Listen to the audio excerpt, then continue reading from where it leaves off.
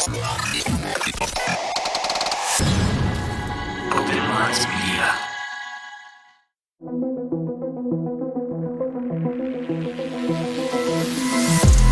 reality we live in can be a very strange place. Most of the time, fact being stranger than fiction. How will we ever start to understand this reality we live in unless we question everything? Join me and a guest as we unravel the mysteries of this reality, one topic at a time. This is Inquiries of Our Reality with Shayn Jones.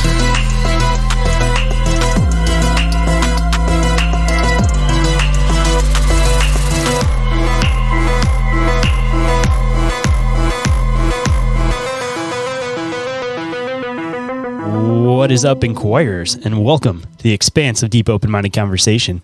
I'm the one they call Shayn, and today for you guys, I have one of the most returned guests on the show, Robby Marx, coming on to talk about more of his awesome research that he does. And from anybody that's listened to the previous episodes, I'm sure you guys have noticed that he puts it together very well as far as going step by step, kind of going through anything that he dives into and connecting every single little intricate detail. And it's no different with this one. So every time I have him come on, it's always a fantastic show. So I think you guys will definitely enjoy it. But before we get into that, of course, we have to do news and updates and some of the front of house. It's quickly approaching Small Town Monster Fest. So if you guys haven't already got yourself some tickets for that, make sure you guys scoop some tickets. I'm going to be there vending, of course, with Orin and Ryley from Midwest Mythos is going to be there too. It's going to be a lot of fun. We're going to have the full crew there. Even Jenny, the old co-host from Bizarre Encounters, is going to be hanging out with us and stuff. So I'm really looking forward to seeing some of you guys out there. And if any of you guys are planning on coming out there, let me know. And if I know you by face name, of course, I will point you out and we will be able to have a conversation. Maybe be able to hang out after. But of course, make sure you guys scoop some tickets for that. It's going to be June 29th in downtown Canton, Ohio at the DoubleTree by Hilton. Kids 12 and under are free, but everybody else, you guys have to make sure you guys get your tickets, like I said, before they run out of tickets, because I know this is going to be a huge, great event this year. If anybody has an encounter that they would like to report, you guys can report those to ommencounterreports at outlook.com. There is also a submission form on the link tree for that says report an encounter. Depending on what you want to do with it, of course, I'd like to kind of either one, read them in the beginning of the show, of course, or possibly even do an episode where I have some of you guys record yourself and send it in to me so I can kind of make a structured episode out of it. But if you don't want to do any of that, you just want somebody to talk to you about your experiences, I'm always here for that too, of course. Just shoot me a message and let me know exactly what you want to do with them. And if you enjoy this show, don't forget to go and check out my other podcast, Bizarre Encounters, that I do with my awesome co-host, Orin. Over there, we deep dive into stuff, a little bit less as far as the interviews go, but kind of diving into the same topics, of course. And you guys can also check out our other show that we do, Bizarre Inquiries, which is a YouTube and Patreon show. We usually try to drop at least one episode of that a month on the main feed, but the rest of it, of course, will be Patreon exclusive. And if anybody has any questions they would like to submit for that, you guys can always shoot me a message on social media, through email, any way you guys want to get a hold of me. If you use your question, even if it's a Patreon episode, we'll make sure that you are able to listen and check out that episode. And if you guys want to support the show, there's a couple different ways you guys can do it. You guys can leave a 5-star rating / review on iTunes / Spotify / whatever podcatcher you guys happen to use. And of course, if you guys leave a 5-star review, I will read it on the show and give you guys a big shout out.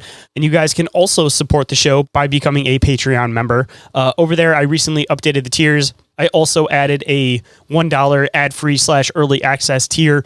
So there's a lot of new restructuring that went on over there, bigger discounts for smaller tiers and stuff like that. I added a couple more tiers. So if you guys are interested in that, there is a 7-day free trial for a couple of the tiers, and there's going to be a lot of new stuff going on over there as far as another Patreon exclusive show that I am currently in the process of working on. I'll give you guys, of course, a little bit more updates as we get a little bit farther into that. And then the third way you guys can support the show is through the OMM merch store. There will be an exclusive discount that you guys can get by coming to Small Town Monster Fest 2. So I'm putting that out there now, of course. I think Cryptid 10 might still be active. I'm not 100% sure. If it is, it should say it at the top of the page, but I will be dropping a new design on there if I haven't already, and I will be dropping that on social media if you guys want to check that out before I even drop the design in the store, of course. And to stay up to date on the show, don't forget to go and check out Inquiries of Our Reality and Open Minds Media on Instagram, Facebook, Discord, YouTube, and TikTok. And every single thing that I mentioned is all available in the link tree, which is available down in the show description. And with that, let's get into the show.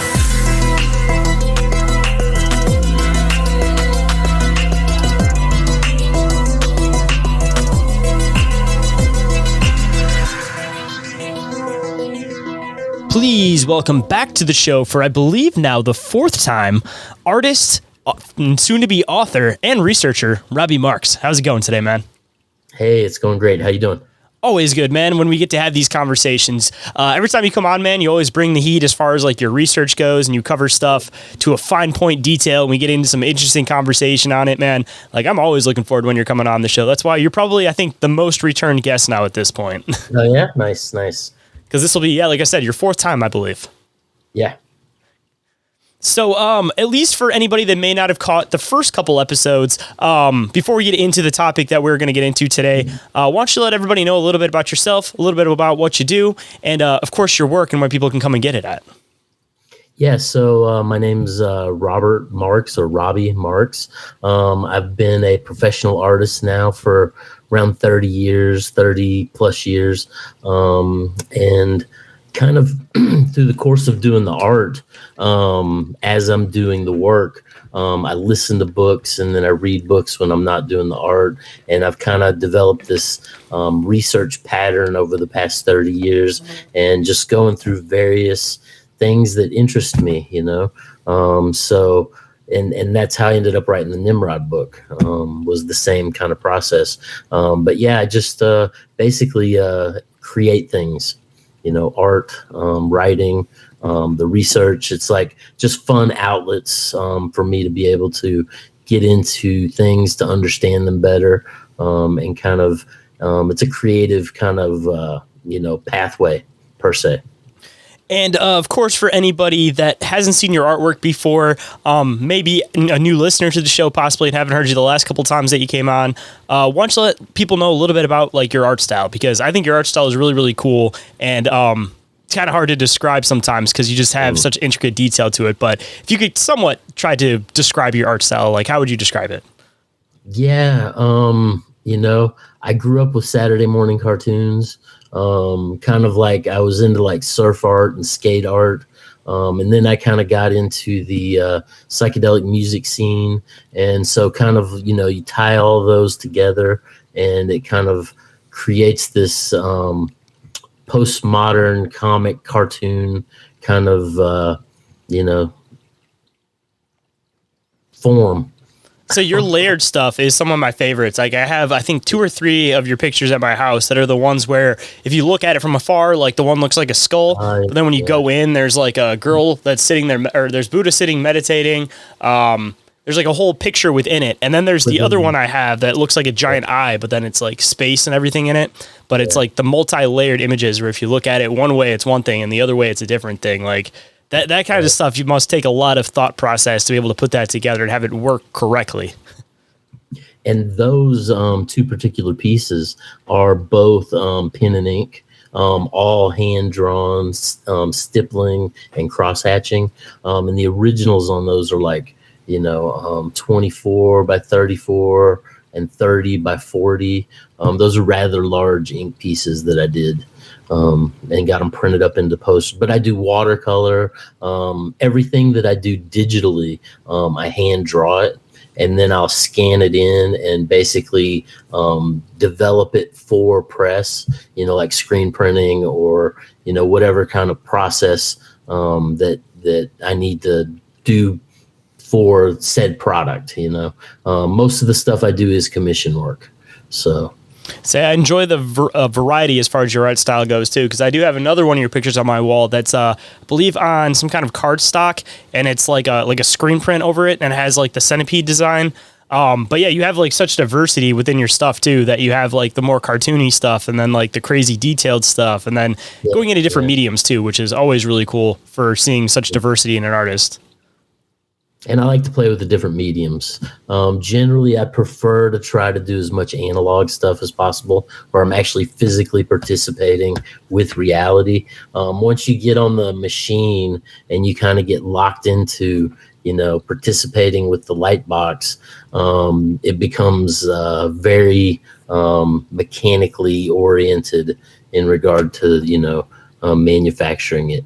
It's more so like knowing how to use a program versus like, I guess you kind of have to have an eye no matter what, of course, to be like an artist and stuff, but it just has a different feel to it. It's more like It's almost like electronic music too. It's still music, of course, and I definitely enjoy electronic music, but it's more of learning a program and understanding like how to use a computer than the original art form that it's kind of coming from. Yeah, the nuanced aspects of the tool. Exactly. Yeah. And of course, with some of your books, book that you're working on and another one that's about to be coming out soon, I figured for any of the guests that have, or for any of the listeners that have been around for a while, might as well give them a little bit of an update on your book to let them know when it might be coming out, how far it is in, and some other new work that you're working on. So I just met with the editor for my book in Florida, and it's about 5/6 of the way done being edited. My editor recommended breaking one of the chapters up into two. He's like, both these subjects deserve equal attention instead of just layering them together. And then there's a few miscellaneous details that I have that I'm going and filling in, just some areas of research that I found since I wrote the book. But once the editor gets done with the entire thing, then he basically goes back and starts at the beginning again and works through the whole thing for flow, you know. So it's, and then in the meantime, my goal this summer is to try to get the illustrations done for it. So we're looking at, and then the cover itself as well, full color cover. So, yeah. Dude, I've been hearing about you talk about the artwork for this thing for over a year. Like, I'm really, really looking forward to finally getting to see it. And this is part way kind of leading into what we're going to get into today. And I'm not sure if I actually asked you this last time you were on, because the first time you came on, we were talking about like biblical skinwalkers. The second time we were talking about the talking heads. And I guess today's topic, I'll kind of let you get into it as we kind of lead in through this question. But I've noticed that a lot of your research that you do is very biblically based. So again, because I don't remember if I asked you last time, what kind of sparked your interest in that particular field of research? Was it more of like the occult side to it, or was it the biblical side? Like what kind of sparked your interest to dig into the stuff you do? Yeah. So, growing up as a kid, I was raised with no religion at all. And so, as I kind of grew, I started investigating, different philosophies, like world philosophies. By the time I was like, I would say 15, around in there, I started getting into Eastern theology, looking at Buddhism, Hinduism, I was meditating and I was doing all the Eastern kind of stuff, following certain paths within that structure. And then, branching out and just starting to read all these ancient, because as an artist, I use a lot of symbols. So as far as the creation of the art and understanding the symbolic aspects of what you're working with, within your imagery, and as well as how color works, getting into color theory and kind of how, each individual color and shade affects the psychology of an individual, as well as, using complementary colors, tertiary colors, doing something in a single color. They say that the hardest color that you can do a painting in just as a single color with black and white alone is yellow. So for a while I was doing these yellow paintings, kind of like Picasso doing his blue period. But more than anything, I've just been playing with these ideas and these symbols and these colors, and just, while all that was going on, I was researching the symbols and researching the color. And so I started getting more into ancient texts and looking at Babylonian and Sumerian, and getting into some African, and getting into, South American and hoodoo and voodoo, and kind of, no matter what you get into, there's always this mass structure within the histories that is, coming out of Zoroastrianism, into Judaism, into Christianity, into Islam. So following, all those lines of thought has just been kind of an interest of mine, and do I believe in a higher form? I think I do believe in some sort of a higher form, a spark of life that animates all reality, that, basically the idea of like spirit kind of balanced on matter, and that the spirit animates the matter. And so, what is that ultimate spirit that is the animating force of this reality, So, looking at all the religious cultures, I've been through, a good portion of world religious cultures.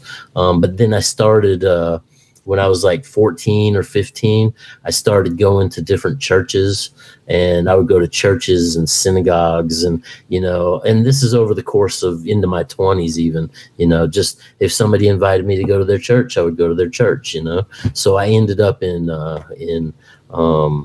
like Pentecostal situations where they were handling serpents.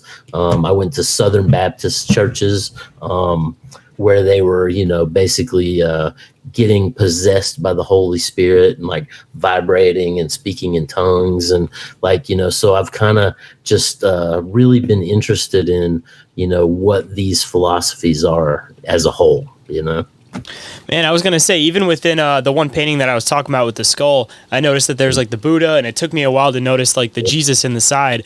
And I noticed that there's the yellow coloring to the Buddha, but then the Jesus that's kind of tucked into the side is done in like the black and white. So I can kind of like see that it kind of focuses your eye towards the light. And I assume that the darker spots are almost trying to show like the underbelly of society, because you got like demon head looking things kind of climbing up from the bottom of it. But I'm kind of glad you described that, because your one picture makes a little bit, not that it didn't make sense, but it makes a little bit more sense why you did the particular colors where you did. And that's the thing with that skull, it's all in your head. It's how you perceive and what you, believe reality to be, So I try to leave all options open. I try not to be too dogmatic about anything. But that character there that's smoking the hookah in the skull, the Buddha, right? That's the Bodhisattva of compassion.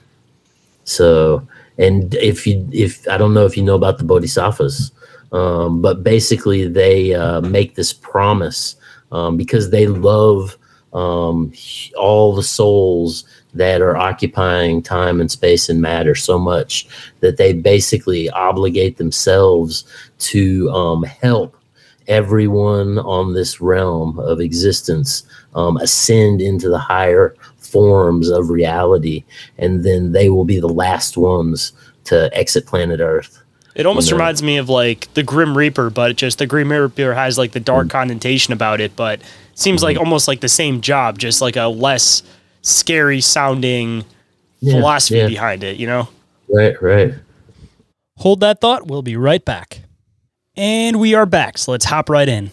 But at least kind of getting into what we're going to get into today, I feel like this might be a pretty good hopping off point for some of the stuff that you've been diving into again lately. And I assume that maybe at some point, maybe you'll end up making this part of your books, because they seem to kind of have somewhat of a continuous theme. But I guess I'll give you the floor to get into the topic that we're going to get into today, man. Yeah, so brief, we're going to do a brief covering of what Solomon's Temple basically is.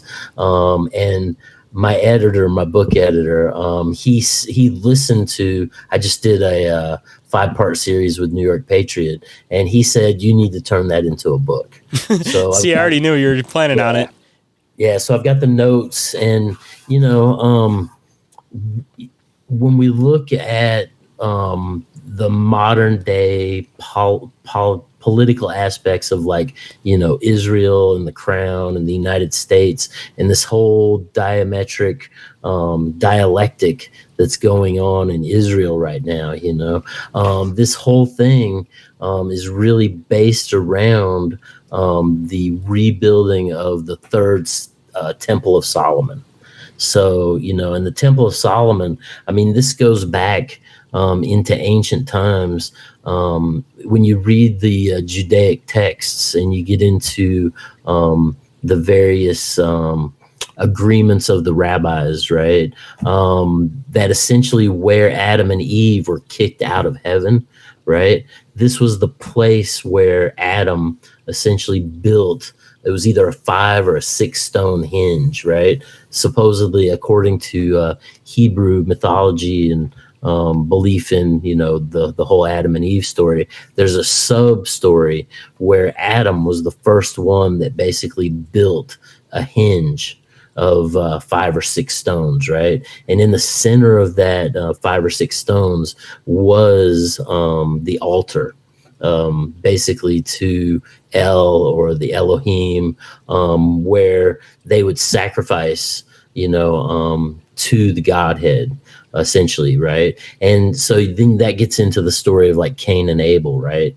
This took place at this altar when Abel sacrificed, the firstling of the flocks, and basically then Cain came, and Cain was a vegetarian, and Cain basically only grew plants of the earth, right? So Cain tries to put the plants on the altar for El or Elohim, and is basically refused.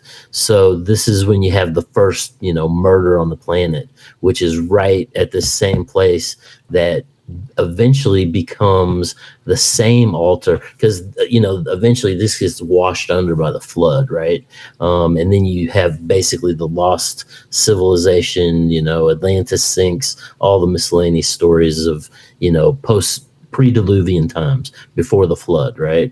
So then after the flood, when the Scythians basically come down and Abraham rises out of what were they called in the Bible?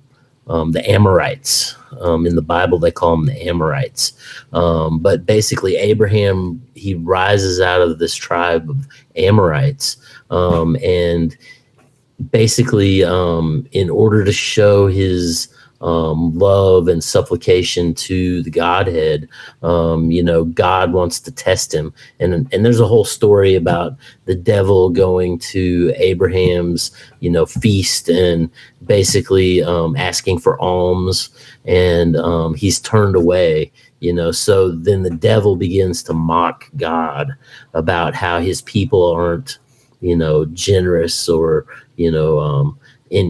basically giving. And so this basically is this is all in it's called Louis Ginsburg's The Legends of the Jews, and it's basically a 7-volume set of the Old Testament in long form, with like all the miscellaneous details surrounding all the stories, but it's generally considered non-canonical, but nonetheless. So this becomes the altar that Abraham goes to sacrifice Isaac on, and this is the same place where Cain and Abel happened. And generally there is an argument about whether this was in Africa or whether this was in Jerusalem, and where really the true Jerusalem is. And I've seen both sides of the story, and they both make some relevant points, So, but nonetheless, this becomes that altar of Abraham, where he's going to kill Isaac, and that's where you have the first scapegoat. That because basically the archangel Michael's crying, and that gets in Abraham's eyes, and later in life makes him go blind, and some of those tears from the angels got on the dagger he was going to use to kill Isaac, to make it so it wouldn't kill him. And then finally the Lord, or the El or Elohim, basically says, okay, I believe you're my true disciple, that you would sacrifice your own son for me. But that reactivates that altar, that essentially was that original altar of Adam. And this is where they end up later on down the line. King David ends up building the Temple of Solomon. He prepares the way to build the Temple of Solomon for King Solomon when he comes about. And I guess a good spot to continue on past that, for anybody that may not be familiar with what the whole principle behind the Temple of Solomon is, why don't you kind of give them some of the basic build-up information? Because I know that I do have a lot of Christian Catholic listeners, but there's still the other half, of course, that don't know any of the biblical stories. So we might have to kind of bring it all the way back to the beginning for them. Right. Now, essentially, this site, they believe it was connected to the world Kaaba in the heavens, right? So essentially there's a temple in the heavens that's connected to this earthly site, and they were seeking to build this temple on earth that reflected this temple in heaven, right? And if you get into Plato and the ideas of universals, right, it's, a dog, every dog has certain characteristics, which is the idea of the universal dog, right? So they believe there was a universal man in the heavens before man could be born onto the earthly plane, right?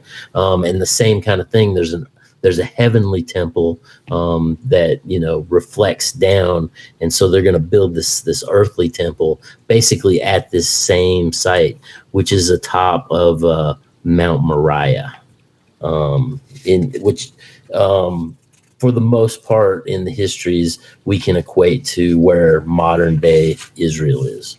And then for anybody that may not know who King Solomon is, maybe give him like a brief background on King Solomon.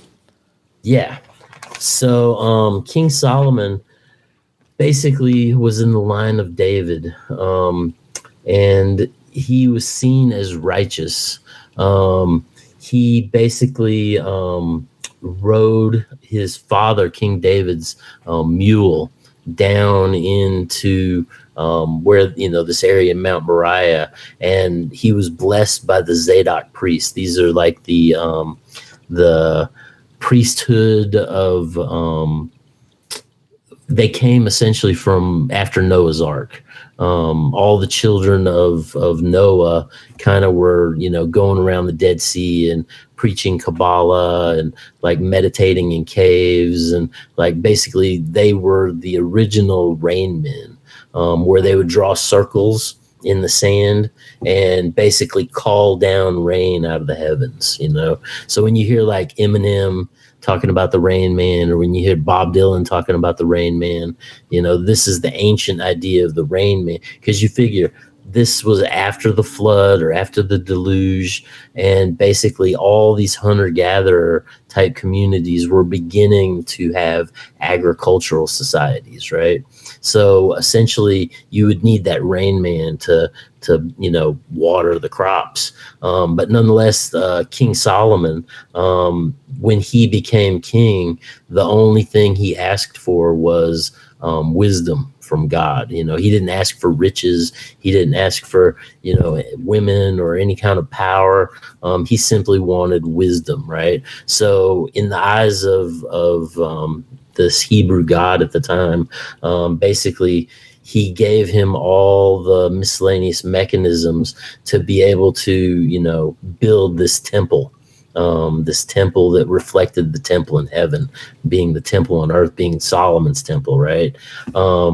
And it was opulent, lots of gold, and it was multiple levels. So when you would enter into it, there was a place for the people who weren't Jewish on the outer circles that still came to sacrifice. And then you would go, and that was a silver gate. And then you would go through a golden gate into, only where the Jews could enter and sacrifice. And then that would even go down to a further chamber where it was only the rabbis, and then that would go down to a further chamber which was the Holy of Holies, where only the highest rabbi could basically enter into once a year for a meeting with God. And I get into all the sacred oils and they were burning cannabis on the altar, and basically rubbing themselves down with these sacred oils that had if you read the recipe for the oil, it had like 6 pounds of cannabis in it, along with frankincense and myrrh. So they're rubbing their body down with this oil, and then they're going into a chamber where they're burning bushels, and basically interacting through sort of a ecstatic, prophetic kind of method to connect to, the Godhead.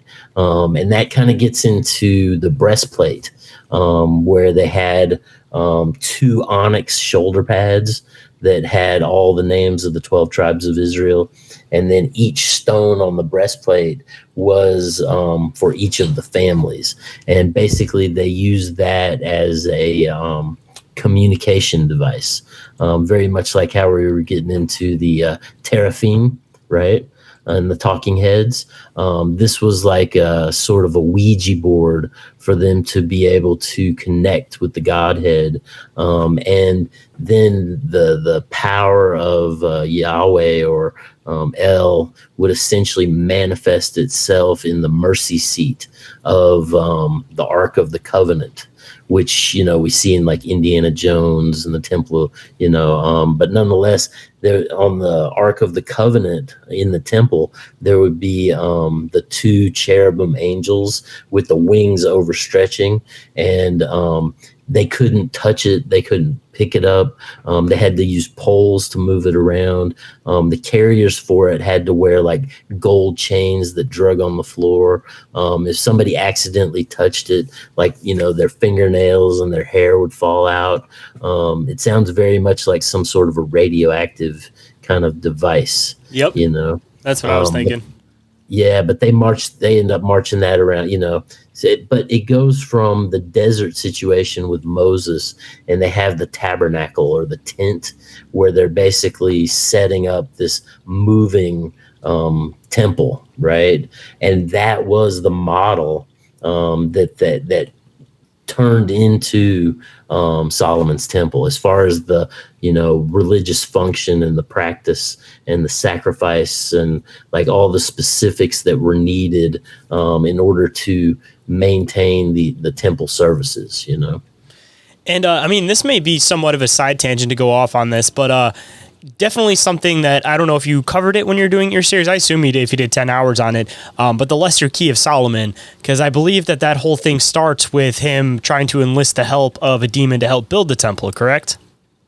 Yeah, well, the stories of when you get into Asmodeus and King Solomon basically summoning the demons, that actually does have Judaic origin. And Louis Ginsburg, he covers this in the Legends of the Jews, right? But when you get into the Lesser Key of Solomon and the more Solomonic magical books, those are much later. They're Hellenistic, and they don't have any Hebrew connection. They were basically using a magical system and expanding upon it. But for the most part, it's looked at by most scholars that those were much later Hellenistic and don't have Hebrew origin. So I guess if you want to, just because it would definitely be an interesting thing to dive into, we can jump back into the temple and then kind of where it would fall chronologically. If you do have some previous knowledge on it, maybe we can get a little bit into the Lesser Key of Solomon, because I've always found that definitely interesting. Even like the depictions and ideas of like the demons and him kind of like giving names and categories to them. I always found that really interesting. And I do have some stuff here on Solomon and the demons. But basically what happens is, Solomon, he prays to the Lord at one point, right? And I believe it was the Archangel Michael that comes down and gives Solomon this ring, this magical ring, right? And so Solomon puts it on. And when you look at Solomon, I think the really interesting part is in regard to Judaism evolving out of Zoroastrianism, Solomon takes on the personification of Zoroaster. The descriptions as far as, he wears very much like Gandalf is also the personification of Zoroaster. But he wears that long cloak, with the magic hat. He has a what is it? The bird sitting on I believe it's a hawk that sits on his shoulder that kind of carries him around and transports him. But Solomon kind of takes on these same qualities once he gets the ring, and he can be transported from one place to another. He basically gets all these powers to be able to. He's talking to Asmodeus, and he sends Asmodeus down to the underworld, and I think it's Beelzebub that they end up summoning up and bringing forth, who's the Lord of the demons, right? And he basically says that he is the last of the fallen angels that still remain on earth, because all of the other ones have died and their spirits have become these demons, or these jinn, these darker jinn forces that subside in the ground or in the underworld, but he starts to summon up these demons, and he has one that is hewing the stones, like in the mining quarry. He has one that is making the gold silverware and the gold bowls for temple service. And then he gets one, and he actually goes to Persia at this point and gets this certain jinn, and brings this jinn back, and has him raise this red stone that's so colossal, out of, I believe it's the Euphrates River. And they basically used that for the cornerstone of Solomon's temple. And all the other stones were like pure white in the foundation, right? And then so he's got, just basically and at the same time, he's getting married to all these different women, to open up trading routes, to make alliances with merchants and other governments. And he ends up with 700 wives and 300 concubines, is what the texts say, right? And as he's taking all these different wives on, he starts participating in all the different religions that they're associated with, right? And at one point, one of his wives hands him 5 locusts, and basically he crushes them in his hand and basically dedicates it to Moloch. And then he eats these locusts, right? And it was said that that's when God's favor fell away from Solomon. So essentially, it's getting bigger and bigger. You have the queen of Sheba, who they're in kind of a tumultuous time, where her father had died, and she kind of rose up through the ranks, kind of taking out all her competition. But she comes in and basically questions Solomon, with all these riddles. And Solomon, he has answers for everything. And they kind of end up, getting together. But it was said that when the Queen of Sheba came in, she brought more spices and incense than any other time, in the history. Basically, that's in the Bible somewhere, where they talk about how much spices and stuff she brought in. But she has to end up, leaving, because all of his wives are getting really upset with this new girl that came in, right? So she ends up running off with the original Hebrew texts, which is why they say Ethiopia has the oldest Bible. And she also ends up running off with the Ark of the Covenant, which, there's a few churches in Ethiopia that say that they have it. What is it? Graham Hancock's been over there, looking to see if he can find the real Ark of the Covenant. Hold that thought. We'll be right back. And we are back. So let's hop right in. Just for shits and giggles, for anybody that may not be familiar with what the Ark of the Covenant is, other than seeing it maybe in Indiana Jones, maybe give them like just a brief little background on it. So the Ark of the Covenant was an acacia wood box that was basically lined in gold. It had gold parts and wooden parts, and then the top that goes on was all gold, and then it had 2 cherubim angels where their wings kind of came and almost touch each other. It's almost like an electrical arc, if you think about it, right? As far as those two angels. But nonetheless, this was where they said that the Lord would manifest when they were doing these rituals, right?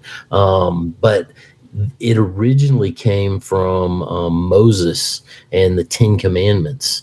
When he came down from the mountain, those 10 Commandments later get ground up into dust, and it's like the dust of the 10 Commandments that are inside of this thing that have some intrinsic, energetic force, but yeah, it's, like in Indiana Jones, when they open it and pretty much, it wipes out it. They took it and they went around the walls of Jericho 7 times, and then they blew the horns and the walls collapsed. There's it's some sort of a weapon of some sort, it seems. You're talking about the arc aspect of it. I wonder if it's something that maybe it does create some type of an arc, and the whole intention of it is maybe like getting into some kind of secret technology type of concept. Maybe it's something that can almost like manipulate the particles of something, and in turn it ends up making them like weak through like some type of current or something that's getting pushed through them. And when you get into it, we've dived into it a bunch of times, when you're adding like frequency and like different pitches and everything, then I mean, it's kind of the same thing. People are playing the trumpets. They have this thing. It could be some type of like resonating device that needed the trumpets, and in turn, by this constant vibration from pitch and frequency, it might like weaken the walls, and that's how it worked. Again, secret advanced technology, realistically. Right. And, there's a lot of interesting stuff, from the 10 Commandments and how those were manufactured, down to what this ark was and how it worked. But, there was a variety of these sacred devices, that they would use for divination purposes and connecting and bringing prophecy down, basically, so that they could guide themselves into the future in a correct way in accordance with, their godhead, right? Now, there is also some links when you get into the Masons and the whole Hiram Abiff story, right? King Solomon basically had King Hiram of Tyre, which if you dig into the Masonic lore, they directly relate Hiram Abiff and Hiram of Tyre together. But Hiram of Tyre basically was the one that came in and did all the work, and he's coming from a Phoenician city, so they're actually basically bringing that Phoenician temple model, but the pillars in Phoenicia were gold and green, whereas later at the Temple of Solomon, they're all brass.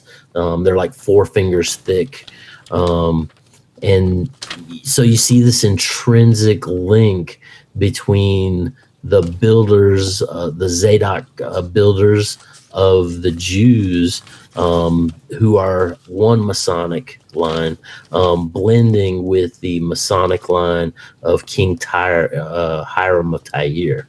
So, when you start to look at why do the Masons use so much Hebrew stuff in regard to the tree of life, in regard to, yes, yeah. I was say I got a Freemason Bible, and there's like hundreds of pictures of the Temple of Solomon in Solomon's here. Temple, yeah, man. Yeah, and the Masons go hard.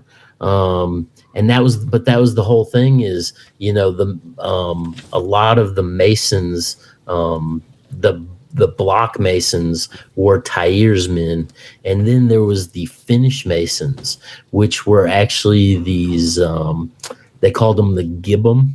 And they're related to Adonis and Aphrodite, as far as their practices and how they would worship. But you follow that back from Adonis and Aphrodite to the Gibbum, and the Gibbum were actually worshiping Nimrod.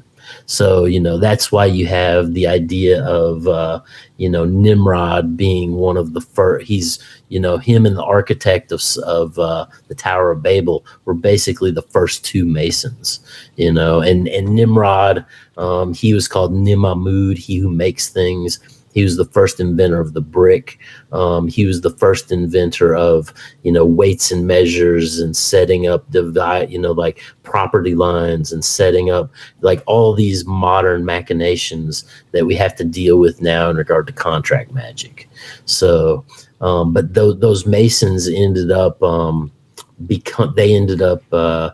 Adonis. they ended up getting carried away by the Dionysians. So they became, and you got to figure the king of Tyre sending these men in to build Solomon's temple, right? And then you follow that lineage after the temple, and they become the sacred builders of the temples throughout Greece and Turkey, and they are basically a like a cult building society that ends up, with the Dionysians. They're making like a blue honey, with psychedelic like psilocybe mushrooms, and they would dip that in the thyrsus, the pine cone on the end of the stick. They would dip that into the blue honey, and then they would anoint the people as part of the ritual. And the women of the Dionysians, they would be so high and so out of their mind that they would go marauding through the country, like playing drums. And like if they would come across a cow or a human or anything, they would literally just grab them and rip them from, piece into, piece to rip them into pieces. In a lot of cases end up devouring them, but those Dionysians end up becoming the cult of Bacchus, and then the Bacchae comes into Greece and disrupts the government. They were very effeminate. So if you go into the Encyclopedia Freemasonry by A.G. Mackey, you have to do some work, but you can go through and eventually link all of these different cults and kind of see how they evolved and became the modern day Masons, tying back and coming from the original building of Solomon's temple. Man, I've heard all of these stories, but never fully combined together. And I'm glad we're having this conversation because it's honestly connecting a lot of dots that I hadn't previously connected. And it completely makes sense, though, that it's kind of a weird figure that King Solomon was one of those people that's looked up to as far as like the Christian / biblical perspective. And then after a while, he kind of starts becoming this like hero amongst like the occultists, essentially. So it's kind of like a weird thing that he's kind of almost played both sides before, where he was the hero to both parties and also the enemy to both parties. And right. When you dig into like a lot of the Freemason stuff, a lot of people connect it with like the demonic type stuff.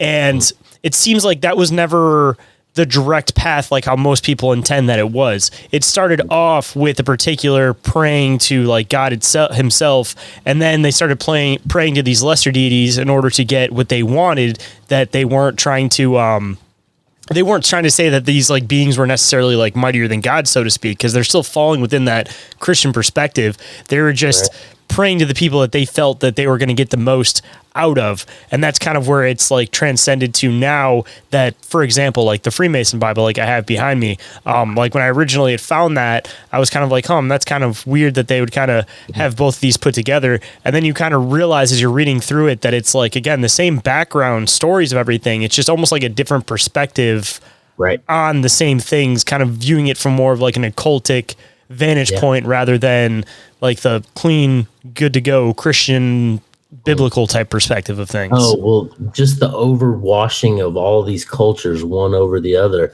bringing these Phoenicians in, and the Phoenicians, going back to the Phoenix.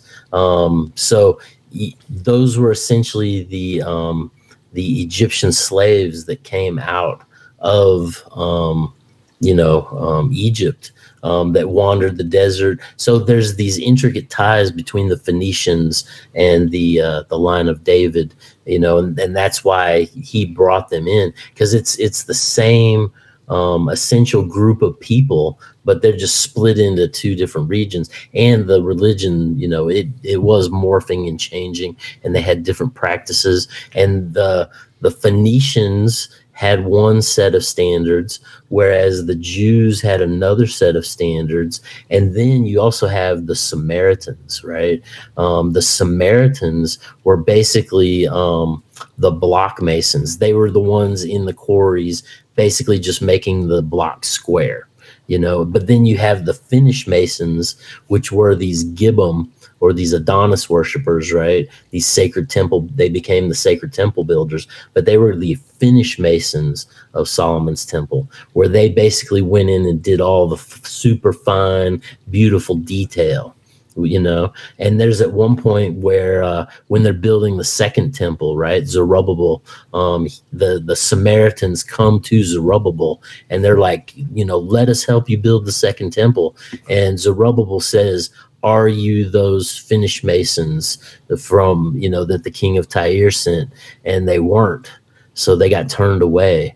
So there's this intrinsic link between the Freemasons and the line of David, the Jewish line of David, whereas you see over and over the Samaritans were trying to be part of the system, and they even at one point they went to the Caesar, and they were like, we're in that whole temple system, we're part of that, we helped build it. And when the second temple collapses, the czar says, are you guys still part of that system? Because if you are, then basically they'd been exiled to Babylon at that point. And they were like, no, we're not part of that. So, but you see this constant intercession of these Samaritans, and that's why you have this struggle between the Samaritans and the Jews historically, was over this building of Solomon's temple and who truly was a part of it and who wasn't. I almost find it kind of weird too that essentially all of the Freemasons started off as basically just like the slave workers and just the workers in general. And ironically, they ended up turning into like the elites farther on, Yeah, I don't think they were the slaves, and they were highly trained mason, like builders that were utilized and brought in to do some of the most beautiful aspects of what became Solomon's temple. So they're the elite of the ones that worked with their hands, and then again later on turned into the elites of society, essentially, because they were helping to build the building blocks and foundation of what is present day society. Yes. And they, through the course of all these different cults that you can trace them through, eventually they were the temple builders, the sacred temple, and they also brought in theater. That's another thing you got to realize at that time. But they end up becoming the cathedral builders of the Middle Ages later on through the guilds, So, but the whole time they're supposedly keeping this hidden, knowledge secret, going all the way back to Nimrod and the building of the Tower of Babel, because Nimrod and his architect were the first, Freemason, and that's why you have so many relations to Nimrod within Freemasonry, is because of this links back to the Tower of Babel as well as to Solomon's temple, right? And I definitely want to be able to start digging into the Tower of Babel, because I feel like that's kind of the next step in the way this conversation is going to go. But I just want to point out something that you mentioned, that they were the ones building the theaters also. And I had Paul Stobbs, and I've had a couple other people have talked about the whole like Nephilim clown theory, and they kind of dig back into where it was originally coming from. And they talk about this whole idea that pretty much they were trying to represent the Nephilim through theater and through plays. And he was talking about the Freemason tie to the theater, as far as like them forming like the modern day Harley Quinn and the clown and all of that kind of stuff. So it's just kind of ironic that they even go back farther than that they were building the places that these things were happening in, and then they were setting the stage to almost like getting into like the more occult side of things, almost like that what they do modern day with you have to make people like aware of what you're going to do to them before you can actually do stuff to them. And it seems like they were basically doing the same thing through different means, where now they're doing that type of stuff through media and TV, where back in the day they were doing it through theater. And they even had this weird suspicion thing with it, where they would have the Harley Quinns where they were almost like third person, and they'd be telling you like directly what's happening. And they would even say some like off the wall kind of weird stuff. And they'd be just like direct about what they were doing without people even realizing that they were essentially part of a ritual by being part of that theater in the first place. Well, and the jester, was the only one allowed to talk smack to the king, and that's getting back into that whole Harlequin. So, but when you go back to the Tower of Babel, right, essentially what you have is you have these demigods that are basically being bred, from the pure Nephilim stock of the fallen ones in the beginning, right?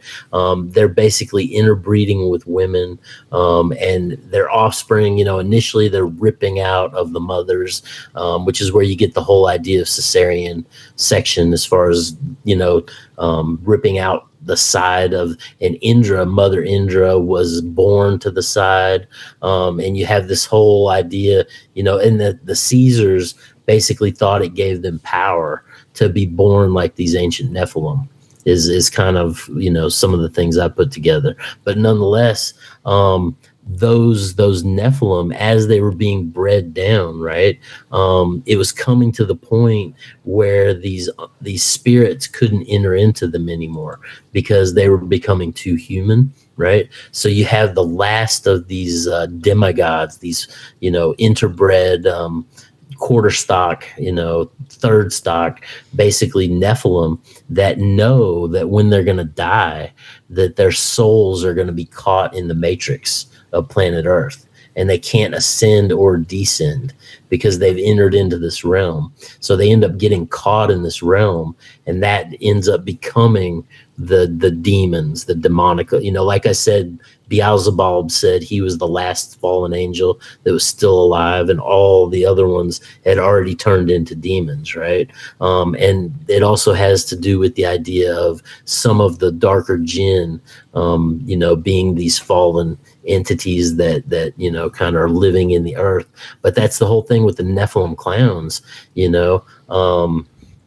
when you get into DMT and a lot of this modern kind of hallucinogen use, the people that are going into those realms, they're seeing these gesture like characters with vibrating patterns, and and in a lot of ways, if you believe the stories, these could most possibly be those forces of the army of Nimrod that were the degraded fallen angels, basically caught in the matrix of the earth.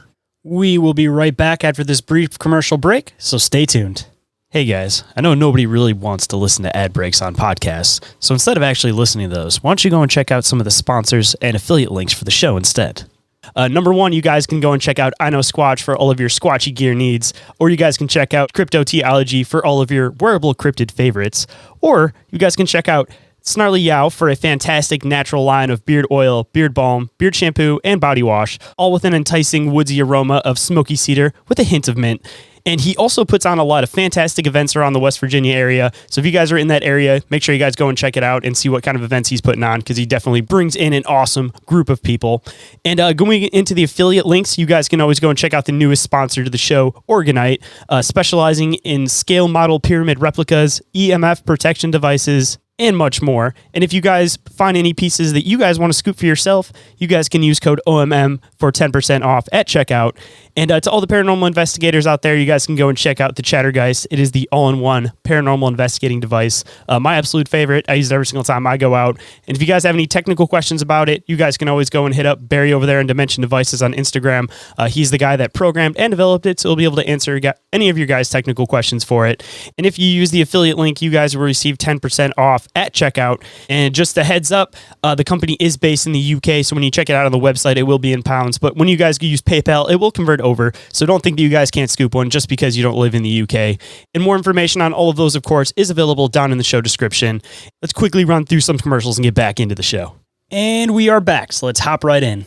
I'm glad that you brought this up, because this is something that I've honestly speculated about a few times, as far as like the push to the light versus the dark, that people think of demons, they think of darkness, they think of red, they think of fire, they think of brimstone. So what not a better distraction, which is what we go back down to, is the fact that these things are able to manipulate people, right, to trick them away from what's actually good and be like, oh, the dark and scary, avoid that. But all these happy, bright colors, all of this bright happiness, like this is good. Not realizing that might actually be the demonic realm. And again, it's something that's beyond our level of comprehension, because digging into even like the biblical concept of angels being like rotating wheels and all these different moving parts. I mean, who's to say that these disembodied spirits of these things wouldn't be these weird morphing, continuously shaping things that we're not able to realistically fully comprehend. Right. And I mean, when people pop into the DMT realm, they usually claim that there will be the malevolent ones, and then there's the ones that are just downright malevolent and malevolent. Yeah. And usually the ones that are being generous too, it's like you don't know their intention behind it. You know, they could be, again, tricksters, because at the end of the day, that's what these things are. So of course they're going to tell you that there's this warm, fuzzy place full of light. One day you can join us forever. And within doing those, again, I'm not trying to necessarily talk bad about DMT. This is full just speculation, because it could be completely something spiritual, but complete speculation. Right. But by doing it, you could almost be like entering into a contract with these things. And basically when they're saying like, oh, you know, when your time is right, you will come back to us. You know, you entered into a contract and you will go back to that realm, but they were tricking you that whole love and comfort feeling isn't what you're actually feeling there. They're just manipulating your emotions so that you want to go there, and you enter into a contract with them. And then once you're actually there, you can't go back now. Well, and that gets into the idea of the clockwork elves, and they're always making plans to try to give to us that we can understand, so that they can come into our realm, you know. And it's and the fact that it's another reality that's directly laid over the reality that we're in, you know. And now the whole what is it? I guess it's probably MAPS. They've actually got a grant. I don't know if it's MAPS exactly, but I know there's a grant somewhere where they're actually IV dripping DMT into people so that they can stay in that state for hours at a time. And they're basically working on mapping the world of the DMT reality. See, and that makes you wonder if there's like a whole other perception idea behind that, of course, all of these people that seem to be in charge of everything are the old Freemasons, are the elites and everything, which clearly have ties to all of these occult concepts, as much as they try to hide behind like a biblical concept. And kind of makes you wonder if that's kind of the intention behind it, is that they're just tricking people into this stuff. Yeah. It's, let's see. Okay, so here I have some, so Solomon, right? He knew the languages of the beasts of the field, the birds of the air. So that's the language of the birds when you get into the alchemists, right? And in Egypt, when you're looking at the sentences, there's always a bird at the beginning of the sentence. And depending on which way the bird is facing, tells you which way to read the sentence. Right. So as far as this language of the birds, right. But he also knew the language of the demons, the language of the spirits, and the language of the specters of the night. He formulated incantations to cure disease and to banish demons. He could send demons hither and thither to perform his deeds and deliver messages to people. He had demons bring water from India to keep all the tropical plants in Palestine alive, right? And Solomon had an eagle on his back to carry him around as a form of transportation. So that echoes back to what I was talking about with Zoroaster, with the eagle on his back as well. And then a lot of the Freemason stuff now with like the owl thing. I mean, how many modern day artists and stuff use owl symbology within their stuff? And it's usually done in the same format, like Drake's in particular seems to be done almost in that hieroglyphic format where it seems to be purposely facing in one specific direction. So I'm sure there's a lot of occult ties to that stuff. I mean, beyond modern day music that everybody knows there's occult ties to. Oh, for sure. But now if you go back to ancient Persia, they believe that the owl they called it the bird too many. And they believe that it was born at night. And that's why it's nocturnal, right? And it could see in the dark, and it can turn its head 360 degrees to see all angles, very much like the Cyclops, you know? But they considered the owl in Persia as an abomination of the night. and it was a cursed creature, you know. So when you get into that, and you know, the aspects of the night and the, you know, the wisdom of the night, and this whole idea of kind of you know, the you know, getting into the black dark side of things. I mean, think about how much darkness there is linked with owls besides the nighttime thing. I mean, there's like La Llorona in like Mexico. There's the whole thing with like the connection with UFOs and extraterrestrials with owls. And then of course the Collins elite believe that the extraterrestrials are the demons in the first place. So there's just all this back and forth connection with almost like just owls being, like you said, like a what was the a creature of the night.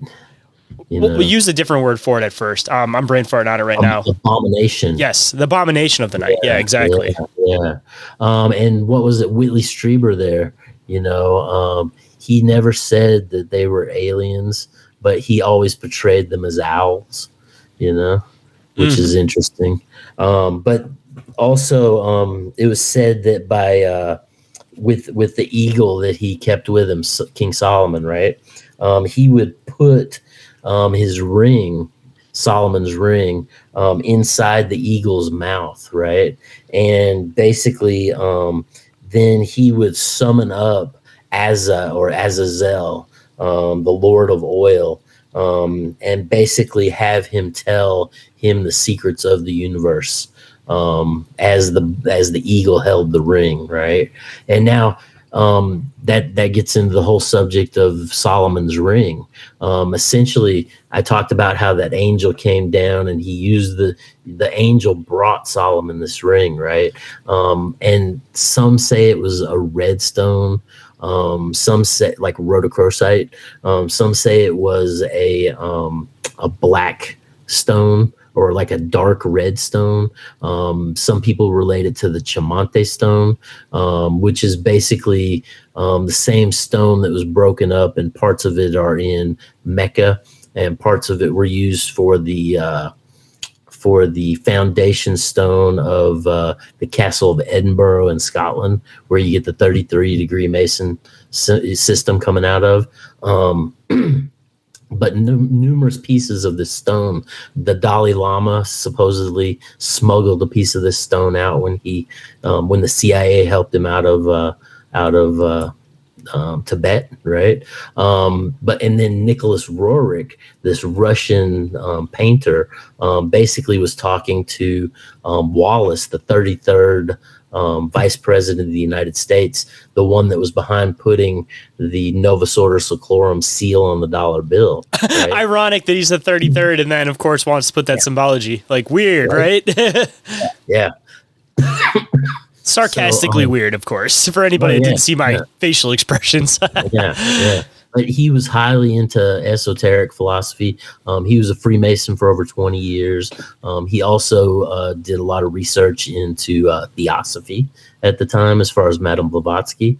But nonetheless, he was talking to Roerich about bringing one of these Chamante stones into the United States to give the United States more foundational power at its base, you know.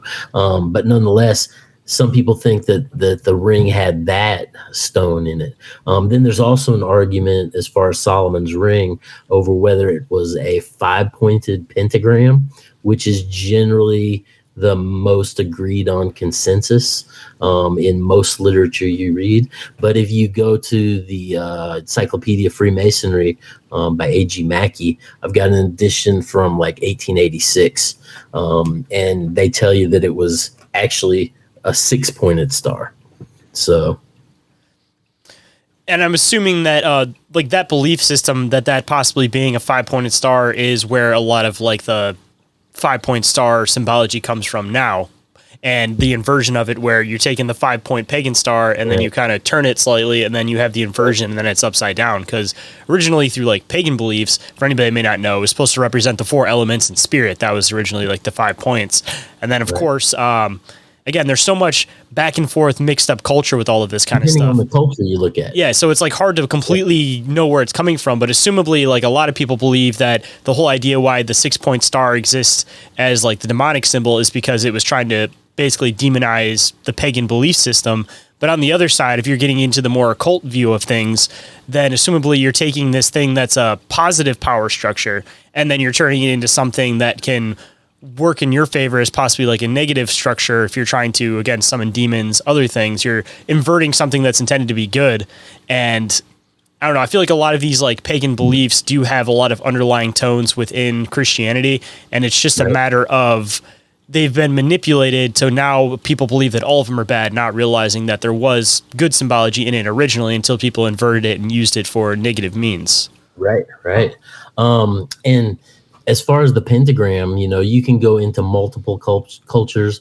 It's even used in Egypt. When Osiris goes around, he's basically represents these 5 different points, so it is a pentagram essentially that he's moving into the underworld and out of. But then it was called the Pent Alpha, right? It was used throughout the East as a health talisman and to cast out evil, right? Monet, the philosopher, says that it is found in Egypt on the statues of Anubis, who's essentially the lord of the underworld, right? Yep. The Druids wore it on their sandals as a symbol of the deity, and they called it the Drutenfuss, right? Which is essentially by the Germans, which means the Druid's foot, or they would call it the witch's foot, because it was associated with the aspects of magic. And the medieval Masons considered the Pentalpha as a symbol of deep wisdom, the triple triangle as the union of the 3 ancient grand masters of Masonry. Like I was talking about how you have those 3 masters coming together, from Nimrod, Tyre, and then the Judaic Masons kind of all coming together. But yeah, it's, through history, it's definitely had its different machinations and uses.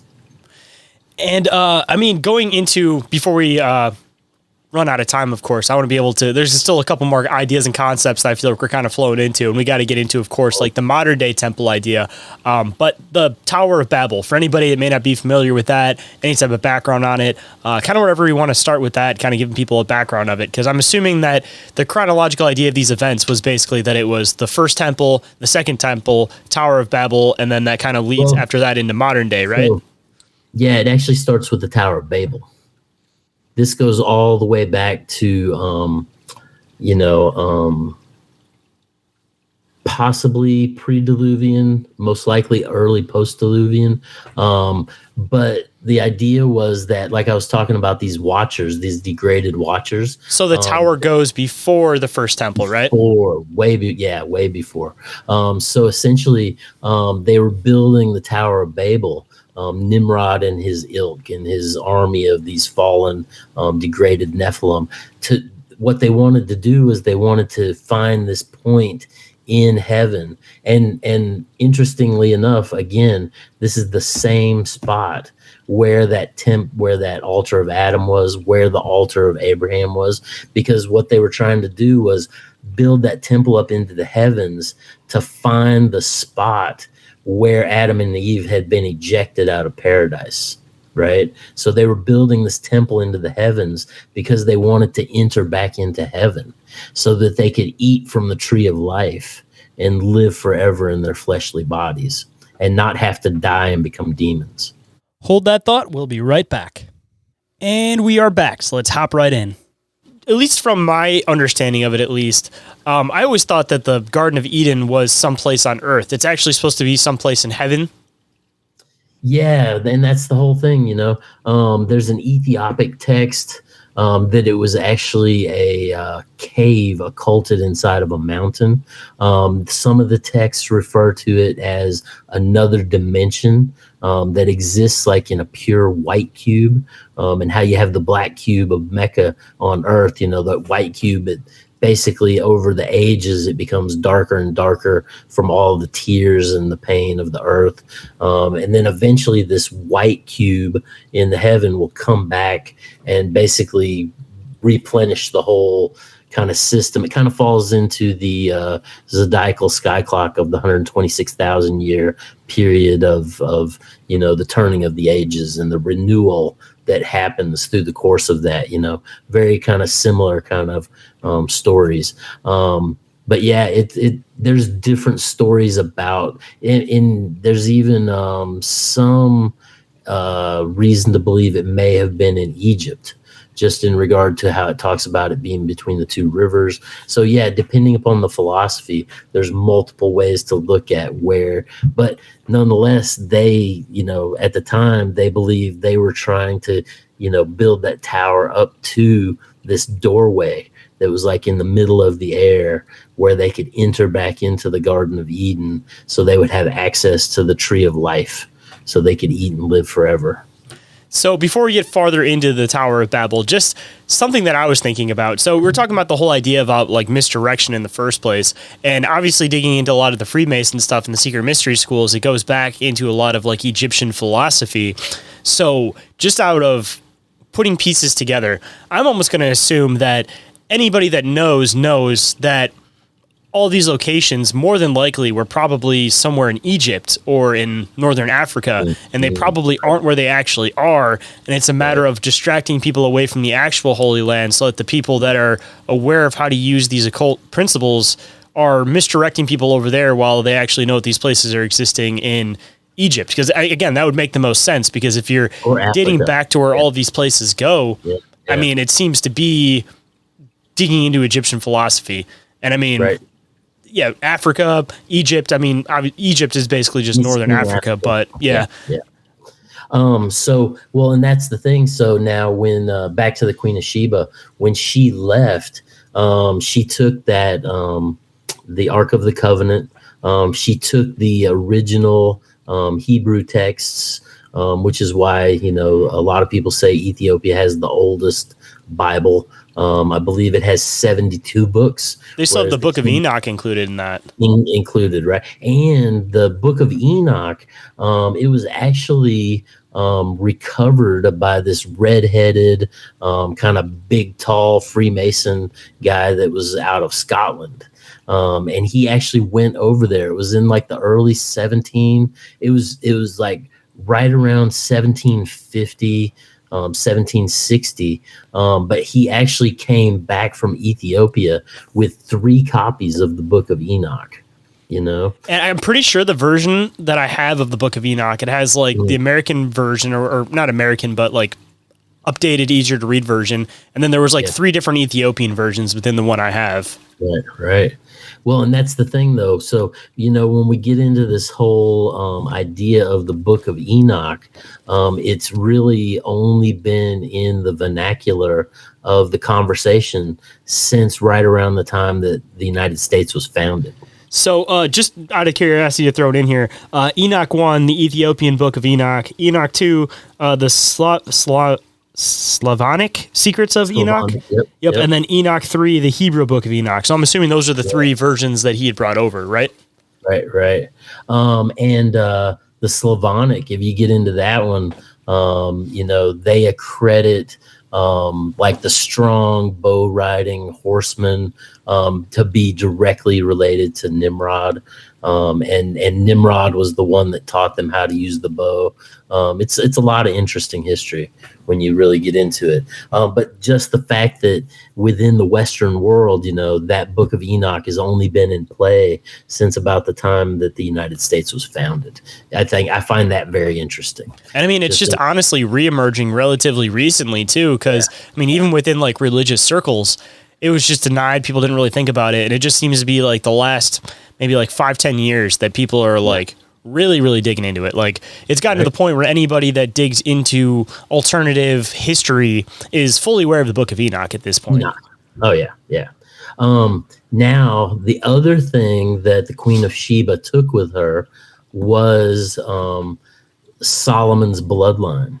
When she got to Ethiopia, she had a son that was Solomon's son, that was King Menelik the First, right? And this Solomonic bloodline, you can eventually trace down to Haile Selassie, Jah Rastafari. Wow, I didn't even make that connection. But I mean, if you look at the pictures of how they kind of draw out Solomon, it would completely make sense, because most of the pictures that are in that Freemason Bible I was talking about, they kind of like depict him as like almost on like a sphinx body or like a hawk body with like the Solomon head too. And correct me if I'm wrong, but I've actually heard some theories that King Solomon may have been more of like a title almost, that multiple people were King Solomon, and that would describe why he was this God-praising man and turned into this like demonic. Now, see, I would more associate Nimrod with this title that kind of has carried through the ages. The occulted name of Moloch basically was Nimrod's secret name. But I think Solomon, when you get into Solomon, if he was an actual person, he's basically the representation of the solar man. There's all this symbology tying him back into Zoroastrianism. But I think that if he was a real person, that it was essentially one person with King Solomon. Just because his reign was short, he ended in a bad way, the line of Solomon would be the bloodline of David, essentially. You mentioned that he was the first one that started like praying to Moloch too, right? Yeah, well, not the first one, but at one point, his wife gave him 5 locusts, and he crushed them and ate them in dedication to Moloch, which is the occulted name of Nimrod. So and Nimrod essentially is the antithesis, or the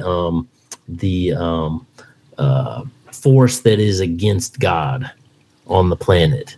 So Solomon ends up going from worshiping, Yahweh, or El, or the Elohim, and eventually turns his view towards Moloch or Nimrod. So it was a matter of, and that's when they say that the Lord took his wisdom away and no longer favored Solomon. I guess a good spot to possibly kind of connect it into some of the stuff that people are kind of digging into now, and then we can next step into the next level of the temple as far as everything goes. But digging in with Moloch, everybody obviously knows that name, that kind of digs into all of this conspiratorial type stuff. Right, and the connections with that even go into Bohemian Grove with owls, which we were talking about earlier in the show. Yep. And then also the Minotaur / bull / again, we can kind of get into more descriptions of it as we get into like the whole Bohemian Grove / Moloch concept. But I feel like it'd be kind of a good spot to kind of transition into from where that led to where people are aware of Freemasonry now, with these connections with Moloch, bulls, and owls with, again, Bohemian Grove, for example. Yeah. I mean, going back in the histories, it was always part of, like, in Cana, the priests of Baal were the cannibals. So they would sit around and, bang on their drums and do these chants, and they would have blue rings painted around their eyes, and they would basically sacrifice and eat the sacrificial victim, and so I'm assuming that's where the word cannibal came from. I would assume so. Yeah. Well, but then there's also Cain and Abel, cannibal. One devouring their own, one, Cain killing his brother. But yeah, Cana and Baal, the priests of Baal, essentially. But Nimrod, the Nimrod worship, transitioning through the Masons, right up to, 1717 and the foundation of the British Lodge, and, the secret word Jabulon, and getting into all the, Jah and Baal, and it's just, it's an intricately interlaced thing of Freemasonry back to these traditions. So, the links are there if you follow them back. And then going into the modern day temple concept, and I know we were talking about it for a minute before the show, as far as the whole red heifer concept that everybody's been hearing about relatively recently. If you want to make some connections between the whole temple concept that we're talking about and the modern day building of the third temple. And then maybe we can even kind of connect that into where some of the maybe semi anti-Semitic stuff comes from an unbiased standpoint. Maybe people becoming aware of all of these connections between things. Well, but so the first temple, after Solomon had lost the Lord's favor, right? You basically have King Nebuchadnezzar coming in, and he builds up towers to the height of the walls there on the temple, right? And the citizens in Jerusalem, they weren't afraid. They thought God was on their side, you know. But eventually, Nebuchadnezzar sieges the place and carries away all the treasure of Solomon. He lit fire to the temple, burning the temple and palace, overthrowing the city. When the temple burnt, it had been up and running consecutively for 470 years, 6 months, and 10 days. So they say in the texts, after it was built. And that was 1,062 years, 6 months, and 10 days after the Exodus. And all the people, the eunuchs, the priests, they were brought to Babylon at this point, right? So this is when you have the Babylonian exile, which you have to take into account, because when the Jews do come out of Babylon, that's when you have the rise of the Talmud, as far as, because you have the Torah, which is the Old Testament, right? And then when they go into Babylon and the Babylonian exile, when they come out of Babylon, they're basically bringing these Babylonian practices, which are essentially related to the Talmud, into the vernacular. You know what I mean? Mm-hmm. And then going into like the modern day red heifer concept, for anybody that may not be familiar with exactly what it is, what the principles are behind it, what the intention is behind it, maybe you can kind of fill people in a little bit. Right. So, well, after this first temple fell, right, they ended up coming back, and Zerubbabel built the second temple, right? And the thing was, in order to, with the third temple, which is what they're currently trying to build, in order to reactivate that altar, we talked about how, essentially Abraham going to kill Isaac and ended up killing the scapegoat, reactivated that altar of Adam and connected it back to the heavenly realm, right? When the temple is burned down, basically the altar, it becomes inactive. It becomes disconnected from the heavens. And Zerubbabel on the second temple, he ended up starting the temple service. It was, on the exact day it ended, however many years before it was, but when you get into the third temple and the sacrifice of this red heifer, this is to reactivate this altar to the heavens, essentially, right? And in order to do that, they need a pure red heifer. So in Texas, there's been a ranch, a company down there that's been working to selectively breed a red heifer. But there's also been a company that has been genetically modifying the heifers in order to create a pure red heifer. That's a weird concept to think about, because one, if you're playing God like that, isn't that kind of defeating the purpose of what you're doing in the first place, and almost kind of might have like a sinister connotation to using that one? Because assumably the only way that this should theoretically work is if it's a natural red heifer. If it's something that's human created, then again, you're manipulating and playing God at that point, and you're doing something that's kind of against what you're trying to say that you're doing. Yeah, when you go back into, I've been studying Kabbalah quite a bit, and there's this, the Lurian Kabbalah.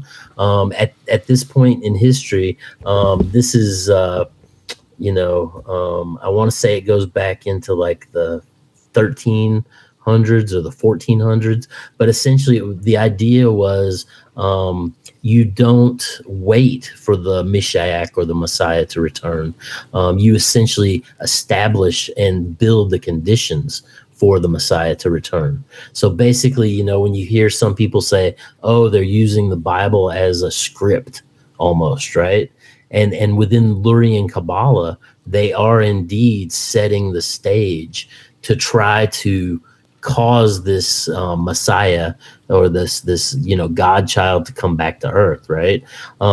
So with these red heifers, I heard reported that the reason for the 710 attack by Hezbollah on Israel was because they had been alerted to the fact that they were bringing 3 of these red heifers into Israel, specifically for the purpose of reactivating this altar. And you know, there's some discussion around the idea that when they found the Dead Sea Scrolls, that essentially with that body of scrolls, there was also some of the remaining ashes from the last heifer that was sacrificed at the end of the second temple. And so what they have to do is mix the ashes of this past second temple heifer with the ashes of the third temple sacrifice in order to reactivate the altar, you know, and basically, if it's true, I don't know. But I've heard several people talking about the idea that that was the reason that the attack was brought forth, you know, on that day. And all of that lends to the rebelization, the genocide, in order to reestablish this city state to build the third temple, essentially. We will be right back after this brief commercial break, so stay tuned. And we are back, so let's hop right in. See, the other kind of weird connection that I've kind of made to it, maybe it's again where some of like the weird aspects of this whole thing comes in, is the whole like bull heifer concept. It also kind of reminds me of a lot of like the Moloch type stuff. So, I mean, especially if you're like burning this heifer, it just seems like it's almost like, again, you're talking about manipulation here with these darker beings possibly manipulating people. I mean, they could make it seem like this is creating like an altar for the next Messiah, but what they could actually be doing is creating an altar to Moloch without even realizing it for the third temple. Well, and interestingly, you know, when you get into the foundation of Zionism and the idea of Lord Rothschild basically approving and purchasing the land of Israel, you know, and basically creating this homeland for the Jews, and you know, they tried to get the Russians to come in, and there was, you know, mass movement against the Jews in Russia to try to get them to leave. When Hitler was essentially trying to get the Jews to leave, this was when Theodor Herzl, you know, was working with World Zionism to you know, and Theodor Herzl, there was Madagascar, there was Texas, there was like Africa, there was all these places that he was suggesting, but Lord Rothschild and Lord Balfour basically were pushing for the recreation of the temple in Jerusalem, where, you know, basically the Nebuchadnezzar took down the first temple and took them into Babylon, and then Rome basically went in and took down the second temple, you know, in like 70 AD. And then, you know, so you've had this long-standing belief from the time of Adam and Eve falling into reality, all the way up to the building of this third temple, that all has to fit in this 6,000 year calendar that is the you know, the Hebrew calendar. So I think there's definitely a push to try to rebuild this temple, and it's been a long. But when you get into the Zionists, they were generally atheist, and they were the ones that were set up and pushed in to, you know, bring about these ideas of Zionism as far as the return of the Jews to the Holy Land. But if you sorry, But if you get into the Hasidic Jews, they believe they're more like the wandering Jews. They never have a homeland. The original meaning of Hebrew it's something like Hibiru, which means, those that have no footing, because they were always wandering. They were, a wandering pastoral, taking care of their goats and their, but when you get into the bull worship itself, right, there was goddess cults that looked at, the bull as like a symbol of the universe, basically. Or male fertility. Yeah, and the whole bull horns representing the moon, and getting into, the aspects of divine femininity. But when you get into the Hindus and the bull worship, certain bulls were sacrificed at certain times a year to certain gods for certain things. Eventually that translates into Mithraism. Or with the Greeks, they weren't sacrificing bulls at all. But when you get to the Roman military cult of Mithras, was when they started sacrificing the bulls again. And that all comes out of, in the original Zoroastrian texts, it was Ahriman, the dark force, right? That basically was the one that sacrificed the bull, that basically created mankind and reality, right? So when you look at the Greeks not sacrificing the bulls in the Mithra cult, but then later on in the Mithras cult, the Romans begin sacrificing the bulls again. And if you examine the levels of the Mithras cult, the highest level of that cult, they found out they were worshiping Saturn, or the biblical equivalent of Satan, or Shaitan, the adversary, right? So it has its dark areas. It has its light areas. You go to the worship of Serapis in Egypt, as far as the high mysteries of Egypt, right? And when the Pharaoh would get that secret word, which the Masons, they have that ritual where they kill Hiram Abiff to get the secret word, and they never get it, and they have to give the new secret word, Mahabon. Well, the Egyptian Pharaoh, he wasn't the Pharaoh until he received that sacred word, the secret word that basically brought him into be the highest level of the high mysteries of Egypt. But that was all based around Serapis, or the bull worship. And essentially that bull, it had certain requirements. It had to be the offspring of a bull that was struck by lightning. It was a pure black bull that had like a white square on its forehead. You read the different Greek philosophers, and they talk about all of these points that had to be included for this. And basically, this bull was a vessel to hold Osiris's soul on earth, right? And every so many years, they would sacrifice this bull for the prosperity of the land, with the expectation that another Serapian bull would be born to house the soul. Because just like Osiris was reborn into Horus, in the later forms, the Serapian bull held the soul of Osiris. So, but it like I said, it's got its dark points and it's got its light points with the bull worship, And I guess since we kind of dived in from the very beginning and kind of led up to modern day views of this kind of stuff, I know that you covered 10 hours of this on a different podcast. But as far as today goes, is there any other details or anything else you'd like to add in before we start wrapping everything up? Or do you feel like we kind of hit everything at a pretty good pace? So, there's so much information on Solomon's temple.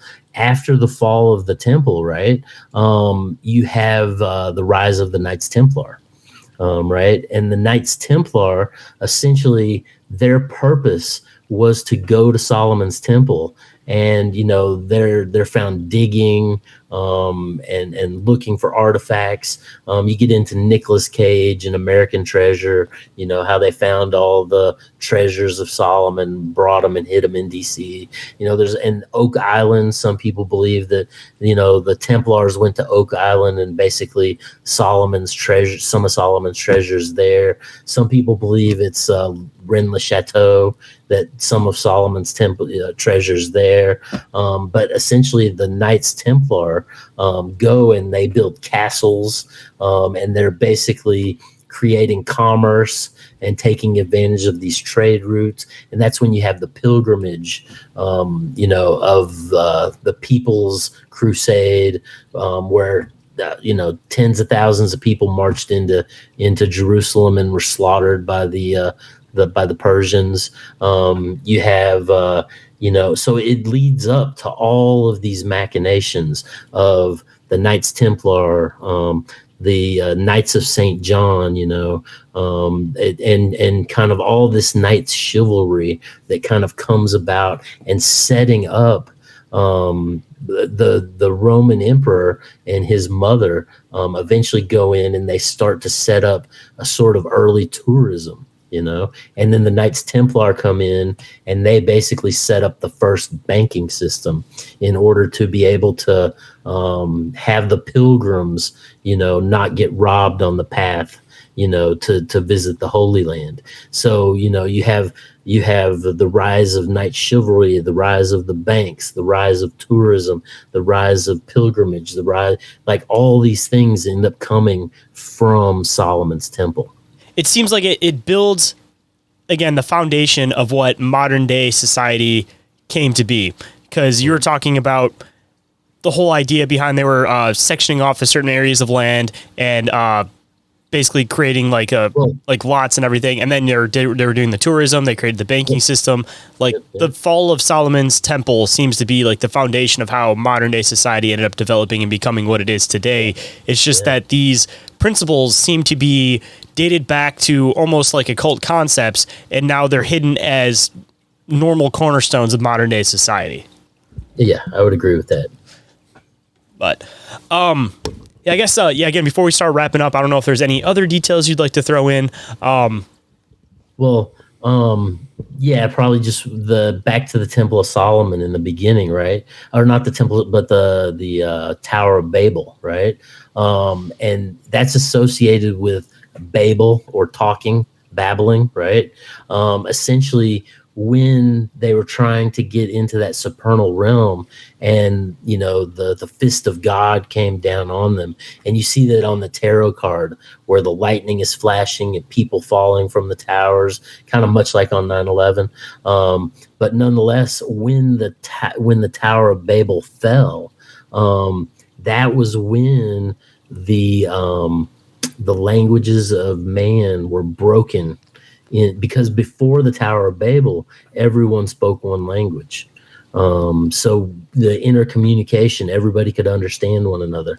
And then when the tower fell, they divided it up into the sons of Nimrod, basically. And the Ugaritic texts say 88, the Hebrew texts say 72. It just depends on where you look. But these became, and if you read the Book of Invasions, it's an Irish text that a lot of people think should be included in the Bible. It essentially talks about how after the Tower of Babel fell, they had schools where they would teach these new languages to these family groups, and then they would send the family groups into different places, and India is mentioned, Ireland's mentioned, but nonetheless, that's at the point when God kind of steps back and lets the Lord of the Air, being Samael, rule over this realm. So, and then you have, all the rise of the demons and the control of the demons. And I mean, and what is a demon essentially, other than some intrinsic force that you learn how to control, could be considered magic, or it could be considered technology, And I'm assuming too, kind of connecting it with modern day things, that this is kind of where like the whole New World Order concept comes from, is almost like trying to reestablish like the Tower of Babel, essentially. Yeah. Yeah. Hold that thought. We'll be right back. And we are back. So let's hop right in. I know that you probably have a lot more research that we can dive into for this one. So if you want to, at some point, maybe we can even do a part 2 of this one, digging into some other stuff when, I guess it's a little bit more established, because I kind of hit you with this one out of left field right before we started, and you were kind of like, all right, let's piece all this together and get it rolling. So I was like, what do you want to talk about? And I mean, it's always good, man, because like I said, the way that you research into stuff, I mean, I can just throw an idea for a topic at you and you are like, hold up, let me grab my notebook. And then you just step by step go through all of this stuff, which is, again, why you're probably the most return guest, and you're definitely going to be returning in the future, man. Well, I have fun doing it, so I appreciate that you enjoy it, And I always like to close up with words of wisdom, of course. So if there's any words of wisdom you might want to be able to bestow on the listeners today, what might it be, man? Just be kind to one another. Realize everybody's on their own path. Many people have many different beliefs. Try not to, don't be dogmatic about things. Don't say, it's this way or no way, because then at that point you fall into the dialectic, and you become a force, basically in the turning, that could lead to potential destruction. Just be nice to each other. Try to understand and let people have their own opinions.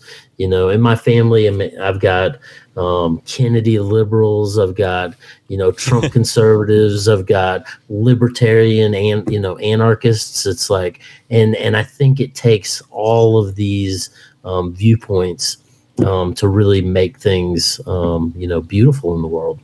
It's just part of the natural fractal. Don't take it too seriously. It's like, yeah. I mean, I completely agree. I always talk about the concept that the truth's in the middle. So the only way that that's ever going to happen is if you have people with different conflicting points of view. And then that's, again, how you're able to establish that common ground that everybody can agree upon. Because if everybody's somewhat in the same view, or they have just two opposing views, there's never going to be a neutral ground. But if you have many different perspectives with many different views, I almost feel like it's almost easier to find a neutral ground between more groups than just two groups, which, again, getting into modern day stuff is why they usually try to divide everybody into two groups, because then it's either hard this way or hard that way. There's not that this one's kind of like this one, but also kind of shares some views with this one. Like, it's easier to make the compromise when you see that there's groups that are kind of taking views from both sides already. Right.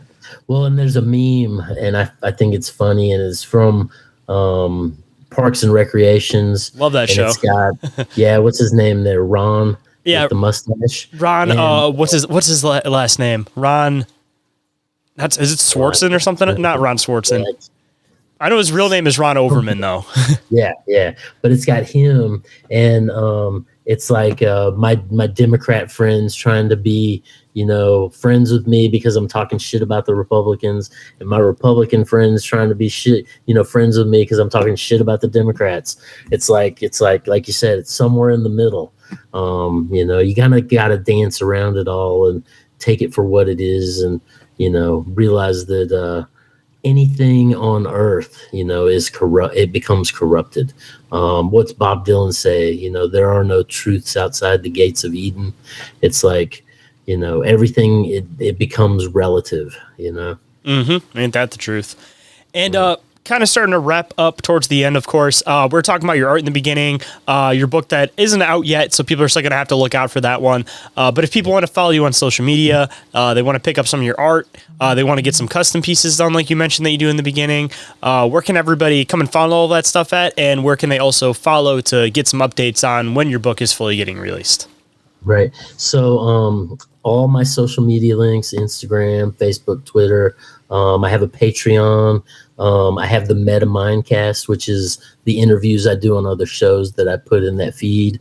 And then you can go to my Etsy. And right now on my Etsy, I actually have some new sticker packs I just released. You get like 13 items, but there's only 50 of them. It's a limited edition of 50. But you can go to my link tree, which is r MARX, R Marks, one word, at Linktree, and that'll pull up all my various links. And of course, I will include that down in the show description so everybody can find it quick and easy. And I appreciate you making the time to come on the show as always, man. Like I said, always fantastic diving into this stuff with you. And it's always fun to be able to kind of sit back and learn some stuff. Because, I mean, we bounce back and forth having conversations on the show, but I really enjoy the guests when I actually, can sit down and know it's almost like a lesson that they can do the step-by-step and actually, teach me some stuff essentially live with the listeners. So I appreciate the fact that you come on and do that. And it's always fun having you on, man. Always a pleasure, and you're always welcome on the show. Well, thanks. It's always fun.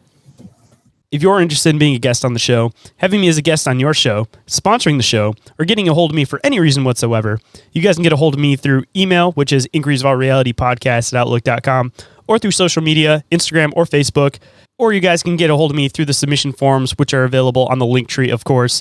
And if anybody's interested in podcast or audiobook production services, you guys can shoot me a message through Open Minds Media, see what I might be able to do for you to make your job a little bit easier. And every single thing that I mentioned is available in the Linktree, which is available down in the show description. And with that, hope you guys enjoyed the conversation, and I'll catch you on the next one. Have a good night, everybody.